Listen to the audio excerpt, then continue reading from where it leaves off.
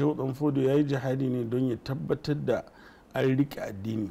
Aika da zuwansa ba ya zo ne ya tadda mutane ba musulmi ba ne. Kwarai da gaske. Ya tadda kasar Hausa akwai musulmi.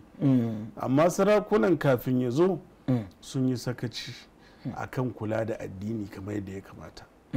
Bi ma'ana babu ruwansu da mutum ya musulunci ko ya kai ya yi, ko ba sa tallan addinin, ko ba sa karfafa a yi shi. Duk da yawanci gidajen sarakunan da shauransu na kafin zuwan fulani ko jihadin shehu suna yin musuluncin, amma ba su muhimmantar da shi ba. Shehu Dan Fodo ya zo ya ce sai an muhimmantar da shi. Dalilin haka suka ce za mu ja daga da kai. Allah ya ba shi taimako, da taimakonsa ya kafa daula. Ya salam. Wannan daular da ya kafa ta ya gina ta ne, tarihi ya tabbata, ta kafirai masana tarihi in suna bayanin daular Shehu Dan Fodio suna cewa ba ta da sa'a a duniya baki daya tun bayan sayyidina rasulullahi, domin kokarin da ya dora ta akan littafin Allah da suna ta sayyidina rasulullahi ya yi wannan bakin kokarinsa. Kuma sun yi karatu, sun ce a yi karatu, sun karantar.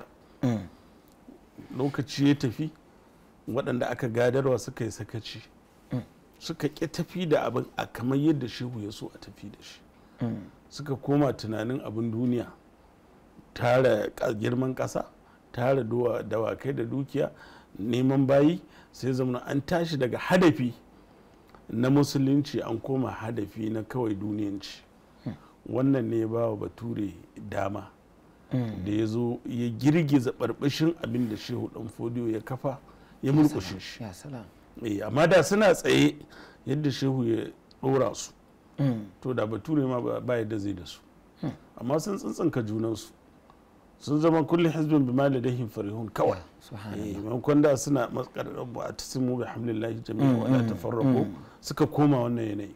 Wannan yanayin ya sa bature ya zo ya kaca ya dora mana dakon tsarin da ya zo da shi. Bi ma'ana ya nuna duk abin da ake bai yadda da shi ba. Yanzu ya zo da sabon salo na mulki, ya mulke mu akan ya za a yi su tatsi mutanen mu su je su yi musu aiki na wahala, ya za a yi kuma su kwashi amfanin ƙasa. Suka gama abin da suka yi, ƙarshe da suka gama abin da suke nema suka ce to bari za mu tafi. Amma da za mu tafi ma to sai mun sa ido mun tabbatar da abin da muke so an ci gaba da. Daga nan ne da suka yi wannan kafin na bature, tun daga zuwan bature daman sarakuna darajarsu ta tafi, suka tashi aka ringa zazzare dama da take hannunsu, sai da ta kai a ƙarshe an basu da haraji da kurkuku da kotuna, shari'a court. Su ma bature bai taba sai da ya zara komai ya basu empty. Har ma yanzu ana tunanin wani aiki za a basu a cikin constitution, wanda abin ma da sun zama so smart su sarakuna, da sai su nemo kansu aiki. Ya salam. Ai in lokacin aka ce maka dan adam ya kamata ya zama yana da wata hadara da sakafa da fikira ta idan aka toshe ka ta nan to yi abu ta nan don ka samu fita. Sarakunan dan abin da za su tunda an ce ba ku a mulki, ba ku a addini, an ce gargajiya kuke wakilta, to ku yi tsare-tsare masu kyau na bunƙasa kyawun al'adu da tabbatar da kyawun tarbiyyoyi da ake da su a cikin area da kuke.